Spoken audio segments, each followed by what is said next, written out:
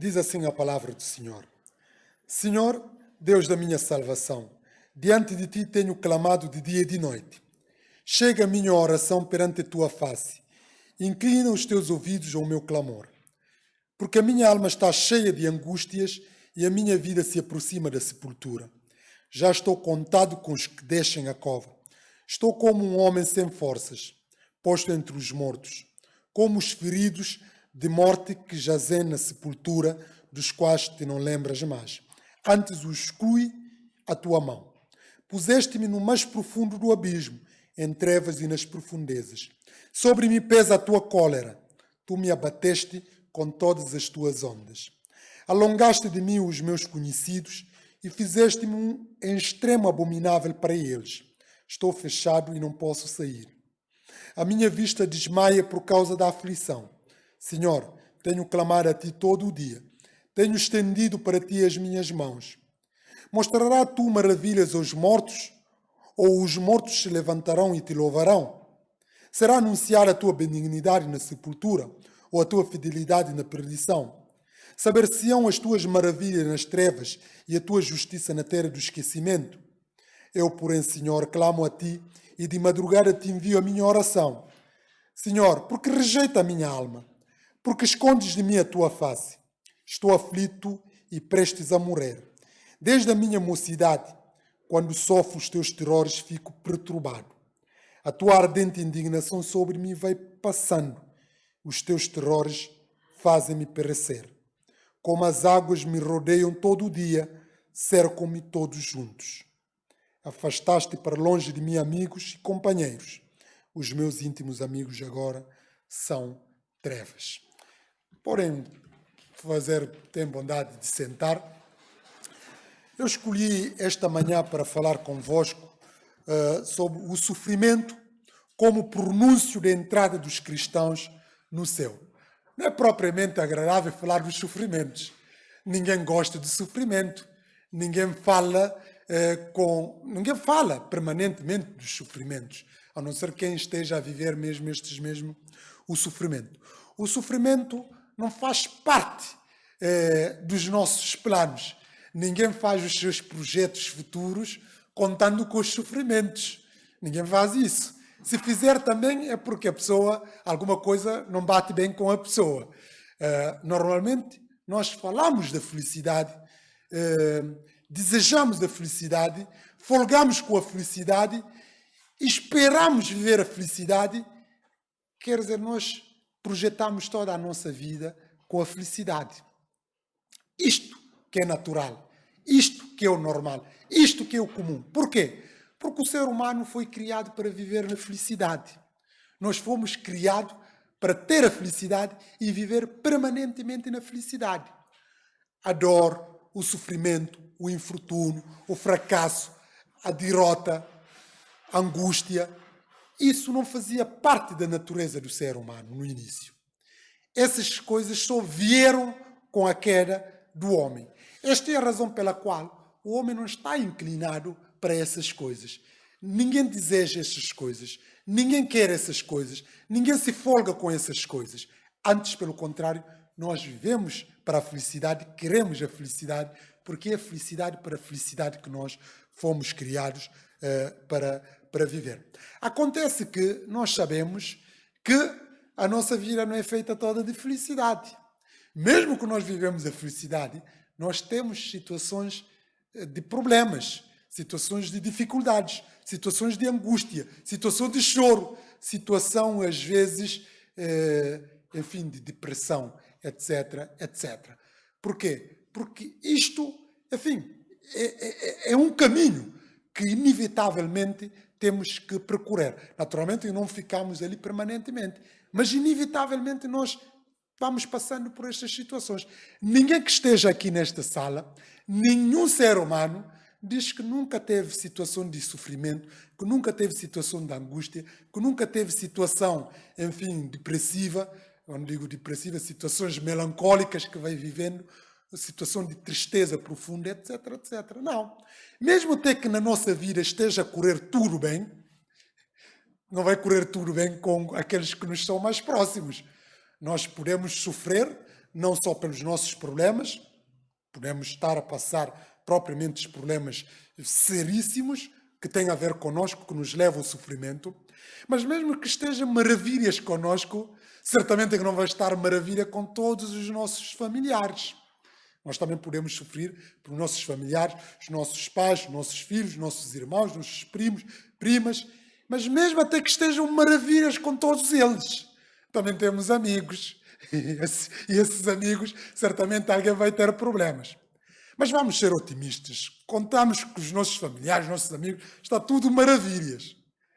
Mas nós temos os nossos conterrâneos também que vão sofrendo, certamente. E temos o mundo. Ou seja, o sofrimento, queiramos ou não, nós vamos associando isto. Mas além deste sofrimento que eu estava a falar, também a perda. A perda faz parte. Acho que aqui todos nós temos a experiência de perda. Quando falo perda, estava a falar de situações já extremo, que nós perdemos um ente querido. E isso tudo também são situações que vai afetando-nos. Mas mesmo não chegamos ainda a essas situações extremas, é situação propriamente de doença. Nós podemos sofrer pela doença, pela situação, enfim, problemas espirituais, problemas familiares, problemas laborais, problemas relacionais. Quer dizer, há um conjunto de fatores que inevitavelmente nos levam ao sofrimento.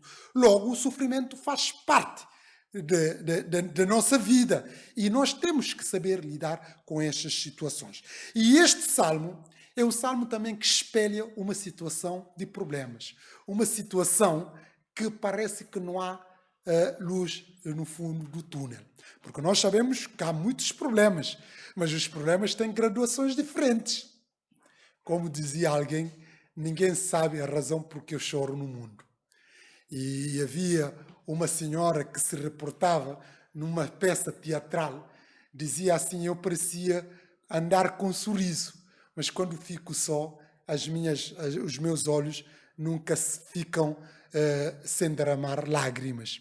E as pessoas vivem estes momentos de contradição, momentos de dificuldades e momentos de angústias e às vezes até extremas, etc, etc. Mas eu escolhi também este salmo, como eu estava a dizer, porque eu tenho uma afinidade muito especial com este salmo. Porque quando eu estive em Israel, sobretudo em Jerusalém, foi um dos salmos que me calhou a ler. Eu li este salmo na véspera de Páscoa. Este salmo foi, enfim, introduzido nos salmos messiânicos, nos salmos, enfim, que se refletem em última instância o próprio Senhor Jesus Cristo.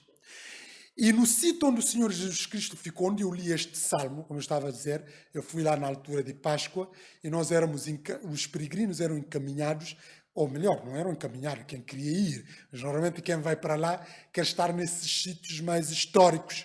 Jesus estava preso nesta caverna, ali no próprio, no pé do palácio do sumo Caifás. Ele ficou lá de quinta para sexta-feira, antes de ser apresentado a Caifás. Ele ficou lá aquela noite, quando eles apanharam no jardim, levaram lá, ele dormiu nesta caverna. E nesta caverna, segundo a tradição que nós fomos lá, as pessoas iam lá, os peregrinos, liam estes salmos messiânicos. E calhou-me este salmo que eu li e pronto, e fiquei, enfim, até hoje tocado com este salmo. Mas este salmo foi escrito, segundo os teólogos, por Emã.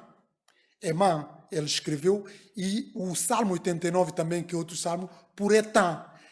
Perguntar-me-ão, quem é este Emã? O nome pode parecer esquisito. Mas este Emã não era uma qualquer pessoa. Era uma figura proeminente no seio do povo de Deus. Ele era, enfim, filhos de Zera, a tribo de Judá. Ele era salmista por excelência, cantor-mor, mas ao mesmo tempo também profeta. Ele era um sábio. Aliás, para mostrar a sabedoria deste grande homem, o autor sagrado, para tentar demonstrar que Salomão era sábio perante todos os seus pares, ele dizia que este Emã o Salomão era inclusive mais sábio do que este Emã. nos relatos que nós temos de 1 Crônicas, capítulo 2, 4, 6. Pelo menos os teólogos procuram situar que tudo indica que esta figura proeminente que é chamada é má. Mas mesmo assim este homem, este distintivo, esta figura proeminente, este famoso, estava a passar por problemas, estava a ter dificuldade, não estava a encontrar soluções para ultrapassar estes problemas. E isto remete-nos para a ideia que mesmo aqueles que são sábios, aqueles que são famosos, aqueles que são mais afortunados, aqueles que poderão parecer mais bem-aventurados, também passam por problemas. E como eu estava a dizer, os problemas são transversais. Quer seja mesmo as crianças têm os seus próprios problemas e até os mais velhos. Os pobres, os ricos, aqueles que podem ser culturalmente mais, enfim, destacados, como aqueles que não são culturalmente destacados. Todos, sem exceção, têm problemas. Mas este salmista aqui, este problema que estava a enfrentar, são problemas muito sérios. É um problema, é uma tristeza melancólica. Este salmo é um dos salmos mais melancólicos que há nas Escrituras Sagradas. Esta é a razão para nós já temos muitos salmos, salmos de sofrimentos. Mas este salmo é um salmo muito melancólico, um salmo pesado, usando assim essa expressão. Mas nós podemos extrair este salmo, ele está dividido em 4 grandes proporções importantes. Desde logo, a grande operação espiritual que o salmista estava a viver, que nós podemos constatar no versículo 3 e versículo 6. E depois a ira de Deus, que era a causa da sua opressão. Ou seja, essas situações que o salmista estava a viver, ele remetia em última instância como sendo Deus o autor destes mesmos problemas. Isso nós podemos constatar isso no versículo 7, 15 a 17. E depois a iniquidade dos seus amigos. O salmista também queixa-se daqueles que lhe são próximos, daqueles que são os amigos que abandonaram-lhe nesta situação. E depois nós temos a súplica final, a súplica que ele faz a Deus por intermédio da oração. No versículo, sobretudo, 1, 2, 9 e 13. Ou seja, todo este salmo, apesar de problemas, através de revoltas e situação, mas é um salmo também que acompanha o próprio processo da oração. O salmista procurava refúgio. Nós vamos agora procurar explorar este salmo de uma forma muito subsumida.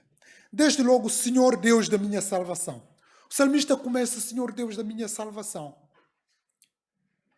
Diante de ti tenho clamado de dia e de noite. Senhor Deus da minha salvação. Por que o salmista começa assim? Porque o salmista estava com problemas, o salmista estava com dificuldades, o salmista estava com angústias, estava com situações que ele já não conseguia ultrapassar. E quando uma pessoa está com problemas, o que é que essa pessoa precisa? É de salvação. Se uma pessoa está com problemas que precisa de autoajuda, a pessoa requer a salvação para estes problemas. E o salmista aqui apela também à própria ideia da salvação. Precisa de urgência para ultrapassar estes problemas. Por isso ele diz, Senhor, Deus da minha salvação. Diante de ti tenho clamado de dia e de noite. Diante de ti tenho clamado de dia e de noite. Nós vamos ver porque é que ele tem clamado de dia e de noite. Para encontrar soluções para ultrapassar os seus problemas. Tenho clamado de dia e de noite. E quando uma pessoa está a clamar, é porque precisa de socorro. Quando uma pessoa está com problemas, o que é que ele faz? A pessoa clama, pede ajuda para ser socorrido. E quando não há ajuda, que desespero que nós, enfim, sentimos. E o salmista estava aqui a clamar a Deus, a pedir ajuda a Deus de dia e de noite. Chega a minha oração perante a tua face e inclina os teus ouvidos ao meu clamor. É aquela ideia, quando nós estamos com problemas, nós queremos ser ouvidos. Nós queremos consolo, nós queremos alguém que nos apoie, nós queremos alguém que nos dê atenção, que toma conta de nós, que cuida de nós, que nos ajuda a ultrapassar estes problemas. Quando decepção, quando nós não temos essas pessoas. Este é o sentimento que o salmista parecia estava a viver. Parecia que não estava a ser ouvido, que não estava a ser atendido, que não estava a ser, enfim, consolado por Deus. No versículo 3, porque a minha alma está cheia de angústias. A minha alma está cheia de angústias. Não é só uma angústia cheia de angústias, vários problemas, várias dificuldades, várias situações de sobressaltos que o salmista estava a viver. A minha alma está cheia de angústia. Alguém certamente recordar-se-á de alguém que terá dito esta mesma expressão. Alguém que disse isto: a minha alma está triste até à morte. Quem disse isso foi o Senhor Jesus Cristo. No momento da ceia, quando ele estava a antever a sua morte, ele diz: a minha alma está triste até a morte. E Jesus, quando faz essa afirmação, ele sabia o que é que lhe estava à espera. Ele sabia as dificuldades que ia enfrentar, a cruz que ia carregar, a morte que lhe estava reservada. Por isso se faz essa afirmação: a minha alma está triste até a morte. E quando as pessoas usam essas expressões, estou tão angustiado, ninguém fala essas coisas de ânimo leve.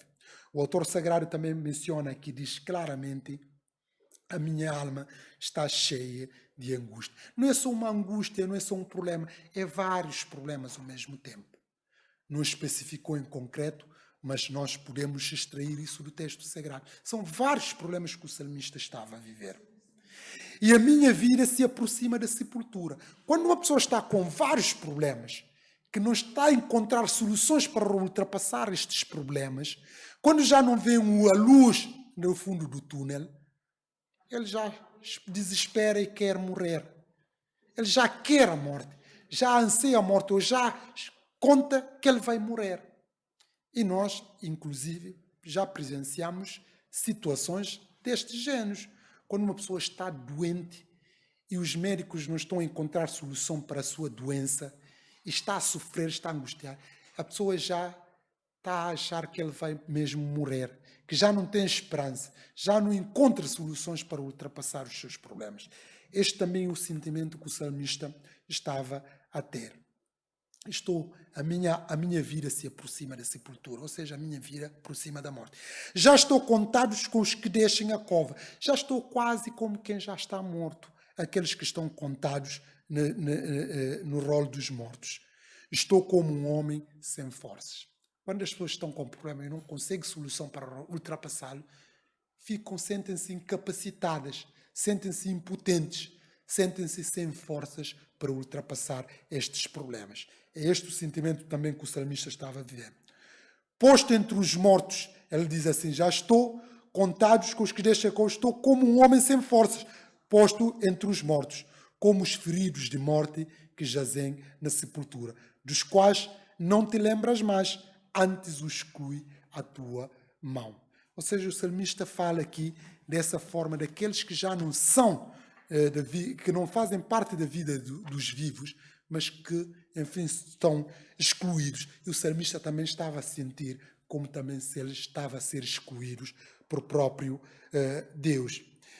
E nesta versão aqui fala: estou abandonado entre os que morreram.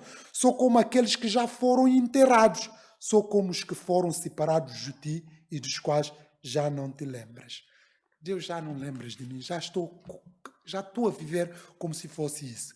Quantas vezes nós temos essas sensações? Quando estamos com um problema, parece que não temos socorro, parece que Deus não está conosco e desesperamos e pensamos que nós estamos só. Muitas vezes, esses sentimentos nos vêm à mente, tal como o salmista estava a viver. Mas o salmista não continua só aqui a sua queixa. No versículo 6, puseste-me no mais profundo do abismo, em trevas e nas profundezas. Puseste-me no mais profundo do abismo. Não sei se alguém já teve a oportunidade de entrar dentro de um abismo. Não sei, mas parte do princípio aqui, estou a falar agora, abismo, uma cova. Pronto, acho que aqui ninguém tem, embora alguns já passaram por outros abismos, que nós vamos vendo. Mas abismo não é propriamente um sítio confortável, além de que uma pessoa está numa cave, numa cova, quer dizer, além de não ter manobras para articulação, para movimentar, se quiser deslocar, não tem grande campo de manobra, mas também é sítio de escuridão. É um sítio que não há luz, porque se é cavado ali dentro, ao fundo, não há luz. Ora, se uma pessoa não tem luz, como é que a pessoa orienta? Como é que a pessoa vê? Como é que a pessoa consegue saber o que é que se passa? Não consegue. Por isso nós, sobretudo quando somos mais crianças, assustamos com a escuridão. A escuridão, ficamos aterrorizados com a escuridão. E o salmista aqui, a ideia também que ele estava a vislumbrar é como se estivesse numa sepultura, estivesse numa cave, num abismo profundo. E nós estamos a falar aqui abismo dos problemas, estado da alma que ele, enfim, também vivia. Puseste-me, mas quem o colocou? Ele culpa a Deus. Deus, tu é que puseste-me no mais profundo do abismo. Em trevas e nas profundezas das trevas, tu puseste-me. Sobre mim pesa a tua cólera. Isto ele está a atribuir isso a Deus. Sobre mim pesa a tua cólera. Tu me abateste com todas as tuas ondas. Tu me abateste com todas. Ele usa aqui uma figura analógica. Tu me abateste com todas as tuas ondas. Nós sabemos como é que são as ondas. Ficam sucessivamente a oscilar. Ou seja, o salmista, quando passava por um problema que ele achava que é pior, mal acabava este problema, vinha outro ainda de proporções maiores, que ele depois tinha que enfrentar. Ou seja, acabava um problema, vinha outro. Estava sucessivamente a ter problemas. Não acabava. Pensava que acabava essa situação, vinha outro que é pior ainda, que lhe deitava mais abaixo. É tipo como ondas. E ele aqui fala de uma forma muito clara desta situação. Mas não é só nessas situações de coisa, bateste-me com todas as tuas ondas, foi Deus que ele fez, que ele atribui isso. Alongaste de mim os meus conhecidos e fizeste-me um extremo abominável para eles. Estes problemas que o salmista estava a viver fez com que aqueles que são mais próximos, aqueles que são os seus amigos, afastaram-se dele. Afastaram, já não estão mais com ele, já não lhe visitam, já não contactam com ele, já não relacionam com ele, afastaram. Ele deixou de ter esse conforto dos amigos. Mas não é só nestas situações, não é só nestes cenários. Se os amigos afastarem de nós, tudo bem que nós não ficamos totalmente satisfeitos, mas o pior ainda é que estes mesmos amigos odiaram-lhe ao mesmo tempo. Quer dizer, já não chega só de afastar dele, ao mesmo tempo sentiram repulsa para com ele, sentiram ódio dele, sentiram-se abominável para com ele. E isto remete-nos novamente para aquilo que é a figura do próprio Senhor Jesus Cristo. Odiaram-me sem a causa. O Senhor Jesus Cristo encarna esta mesma figura. Odiaram-me sem a causa. Quer dizer, sem motivos palpáveis, aqueles que me são mais próximos, eles odiaram-me. E o salmista aqui fala disso de uma forma categoricamente. Nós sabemos que, por infortúnios, problemas que vamos passando, às vezes os amigos não nos acompanham, acham que nós estamos sempre a lamuriar, que somos chatos, que somos pisadeiros para ele. Às vezes afastam-se. Mas de chegar ao ponto até de odiar-nos, quer dizer, essa situação acho que é mesmo extremo já. Mas o salmista é aquilo que ele vive, ele sente-se que ele já está a sentir como sendo odiado por aqueles que são os seus amigos. Mas há uma outra lição que este salmo quer nos mostrar, que nós temos que contar, que todas as pessoas podem nos abandonar. Podemos ser abandonados por pessoas que até que são mais ente querido entre nós, nos momentos de adversidades, nos momentos de problemas. Aliás, estou a falar isso por experiência que eu vi na Guiné-Bissau, nos momentos de guerra, em casos extremos, que os próprios pais abandonaram os filhos. Mas esses são casos extremos. Por causa de tiroteio, na luta de sobrevivência, abandonaram os filhos. Só depois ganharam consciência da tamanha situação e caíram em si. Mas muitos abandonaram os filhos. E nós sabemos que os nossos pais, inclusive, podem nos abandonar. E para não falar de amigos, etc, etc. Mas Deus nunca nos abandona. É importante nós sabermos isso. Deus nunca nos abandona. Os amigos podem afastar de nós e podem ter ódio de nós. Os nossos familiares podem afastar de nós e podem ter ódio de nós. Mas Deus nunca nos abandona. E o salmista também estava a viver essa situação. Ele estava a entender que ele estava a ser, enfim, odiado pelos seus próprios amigos, das pessoas que ele tinha afinidade. Alongaste-me os meus conhecidos e fizeste-me um extremo abominável para eles. Estou fechado e não posso sair. Lá está novamente. Estou fechado e não posso sair. Estou preso. Estou na escuridão. Não encontro solução. Estou preso e não posso sair. A minha vista desmaia por causa da aflição. Senhor, tenho clamado a Ti todo o dia. Tenho estendido para Ti as minhas mãos. Apesar disso, ele continua a interceder, continua a pedir socorro de Deus. Continua a pedir ajuda de Deus nestes problemas. Ele não desfaleceu na sua fé, apesar de todas as queixas, enfim, das lamúrias que estava a fazer. Ele não perdeu fé em Deus. Estava ciente que Deus ainda pode lhe ajudar. E isto também tem que ser exemplo para nós. E ele evidencia isso claramente aqui, todo o dia. Ele não faz isso só pontualmente, ele faz isso de dia e de noite, todo o dia. Como vai ver, até de madrugada, ele levanta pedindo a intercessão de Deus. Mas no versículo 10 e seguinte, ele usa aqui uma figura de estilo, começa a fazer questões.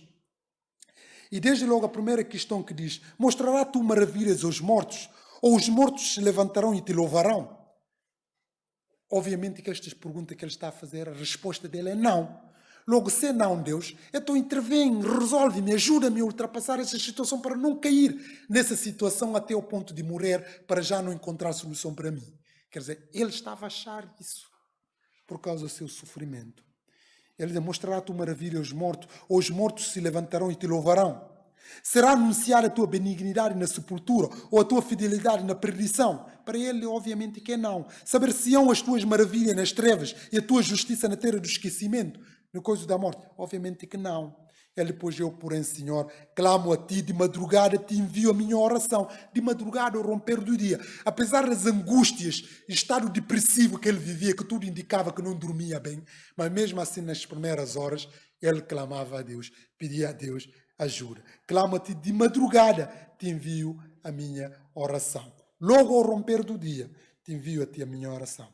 Depois no versículo 14, Senhor, porque rejeitas a minha alma? Porque rejeita-me a minha súplica? Porque é que não estás a atender o meu pedido? Porque rejeita a minha alma? Porque esconde de mim a tua face? Porque é que não olhas para mim? Nós sabemos que quando as pessoas não olham para nós, é um sinal de desdém, um sinal de desprezo, é um sinal de desconsideração por aquilo que eventualmente poderemos querer. As pessoas, quando são solicitadas, gostam de ser atendidas. E quando nós não nos sentimos atendidos, sentimos como que rejeitado. Por isso é que o salmista usa esta ideia também aqui, de uma forma muito categórico. Porque é que Deus, porque escondes de mim a tua face. Ele no versículo: estou aflito e prestes a morrer. Estou aflito e prestes a morrer. Porque é que esconde de mim a tua face? Estou prestes a morrer. Se não intervir, imediatamente vou morrer. Desde a minha mocidade, quando sofro os teus terrores, fico perturbado. Ou seja, este homem, ele não começou a sofrer só nesta fase. Ele já sofria desde criança, que ele andava a sofrer. Logo, o que nos dá a entender que era também um homem já experimentado nos sofrimentos. Porque nós sabemos, as pessoas que não estão habituadas ao sofrimento, quando vem um sofrimento, eles afundam mesmo. Quer dizer, que não estão habituados. Mas aqueles que estão treinados no sofrimento, quer dizer, como ele, vinha um, acabava, entrava o outro, apesar dessa situação, mas ele estava a resistir. Ele não perdeu o foco, não perdeu o desnorte. Isso também remete-nos para a ideia que Deus só nos dá problemas que nós conseguimos enfrentar, que nós conseguimos resistir. As pessoas às vezes podem dizer: mas os problemas que eu tenho, acho que ninguém consegue ter estes problemas. Mas se tens este problema é porque tu és experiente para ultrapassar estes problemas. É como quando nós estamos na escola. Ninguém agora vai sentar com a Vitória e começar a falar de teorema de Pitágoras, ou falar dele sobre obras de Fernando Pessoa, ou falar dele sobre... Não, porque ele não tem essa capacidade e nem chega lá. Ele vai estudando, à medida que vai evoluindo, vai tendo também doses mais de matéria, etc, etc. Aquilo que nós somos dados na escola é de acordo com a nossa capacidade. É exatamente o que Deus faz conosco. Logo, não podemos ter todos os problemas, porque a graduação também é diferente de cada um. Quem está na primeira classe não pode ter a matéria de quinto ano, quem está no quinto ano não pode ter quem está na licenciatura, quem está na licenciatura não pode ter quem está no doutoramento. E por aí fora. Há uma graduação. Mas todos os problemas, todas as provações, as dificuldades que vamos tendo, Deus sabe que nós temos a capacidade para resistir a estes problemas. Quer seja provações e tentações, tudo. Nada que nos ultrapassa. E este salmista era um homem experimentado nos sofrimentos. Desde a mocidade ele estava habituado a sofrer. Por isso também nós vemos aqui ele ter resistido bem, embora os problemas muito sérios, muito seríssimos. E ele, como disse aqui, de uma forma muito clara. Desde a tua mocidade, desde a minha mocidade, que eu tenho passado por esta situação. Mas mesmo assim, ele continua, enfim, a resistir. Mas nós vemos que além de todas estas situações que o salmista vai falando aqui, o salmista ainda evidencia uma outra situação. Como águas me rodeiam todo o dia, cercaram-me todos juntos. Ou seja, os problemas que ele, enfim, vai enfrentando. Estou aflito e prestes a morrer, como já tinha destacado. A indignação do Senhor que pesou sobre ele, que lhe parecia que ia parecer, enfim, aterrorizado. Mas depois nós vemos aqui o final como o salmista acaba. Afastaste para longe de mim amigos e companheiros. Afastaste para longe de mim amigos e companheiros. Eles não se afastaram como têm pavor a mim, têm ódio a mim. Os meus íntimos amigos agora só são trevas. Quer dizer, o salmista está só. Ele nem fala da família, nem aos amigos, abandonaram. Ele agora, a companhia dele são trevas. Quer dizer, este salmo começou de forma que acabou como começou, de forma melancólica. Parecia que tipo tudo está escuro. Quer dizer, afastaste de mim tudo, a minha companhia agora é só trevas, é só sofrimento, é só problema. Isto remete-nos para duas grandes considerações. Poderão dizer assim, mas o terço no início disse que este homem era um proeminente, era um famoso, era uma pessoa de excelência, um cantor mor. Como é que é possível um homem deste tipo, um famoso que todo mundo quer estar ao pé, um homem sábio, poder estar a passar este problema, inclusive estar só? Nós também remetemos para a ideia do próprio Senhor Jesus Cristo.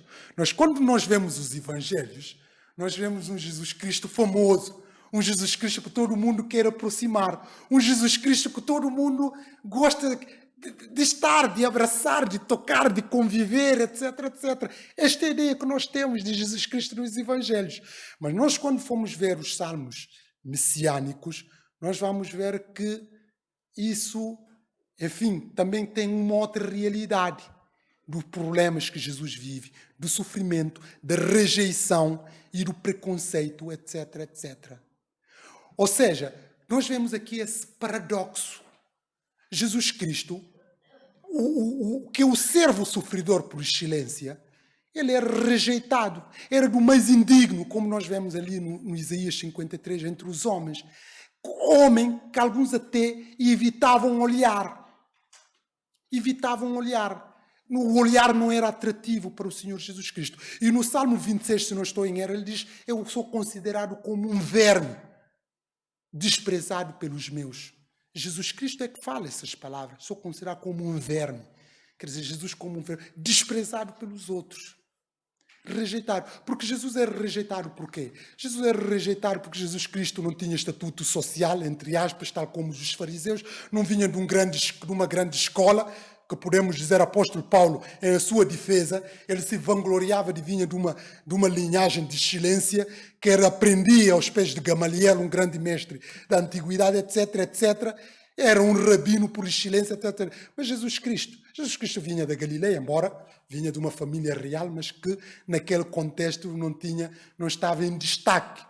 Vinha da Galileia, um homem de pronúncia, que nem sequer ninguém sabia onde é que ele estudou. Não tinha mulher, não tinha filho, não tinha propriedade, não tinha nada.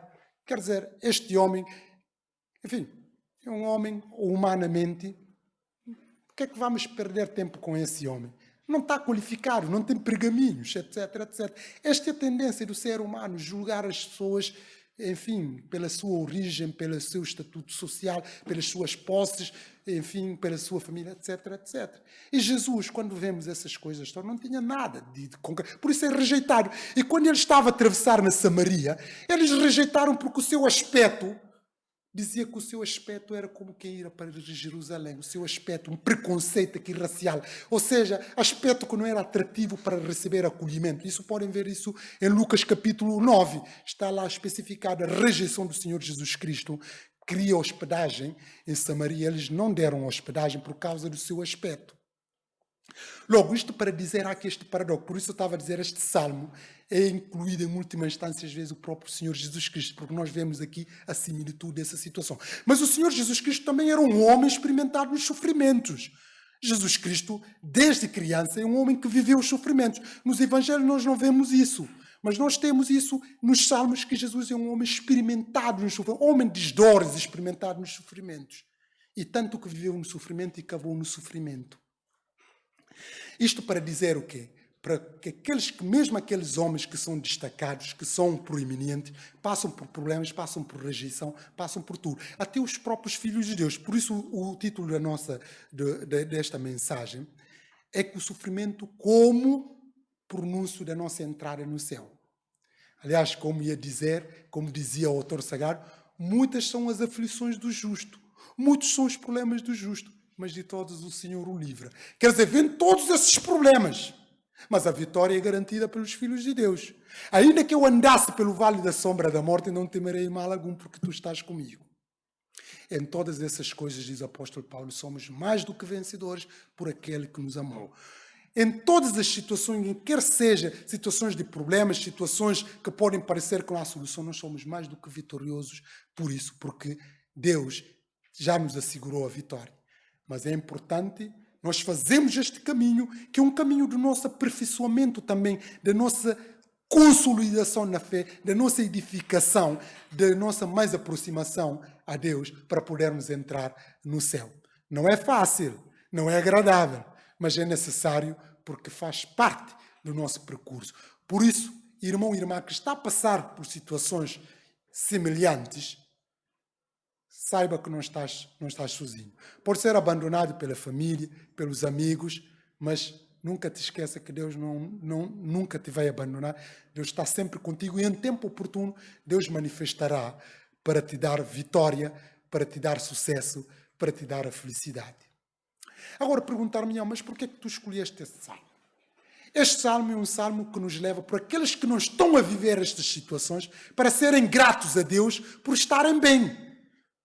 E por aqueles também que estão a viver situações de problemas, de dificuldade, de doença, etc, etc, de perda, para saberem que podem contar amparo em Deus. Este é o desafio deste salmo, que Deus nos ajude, que Deus nos fortifique a podermos consolidar cada vez mais a nossa fé e podermos dar sempre graças a Deus em todas as situações, como o salmista estava a fazer aqui, não perdeu a fé. Ele não consultou os homens, antes pelo contrário, em Deus, em oração. Permanente oração, porque só assim estaremos a demonstrar que somos filhos de Deus, estaremos a demonstrar que nascemos de novo, estaremos a demonstrar que temos a marca do Evangelho, estaremos a demonstrar que somos o cidadão do reino. Que Deus nos abençoe, que Deus nos ajude.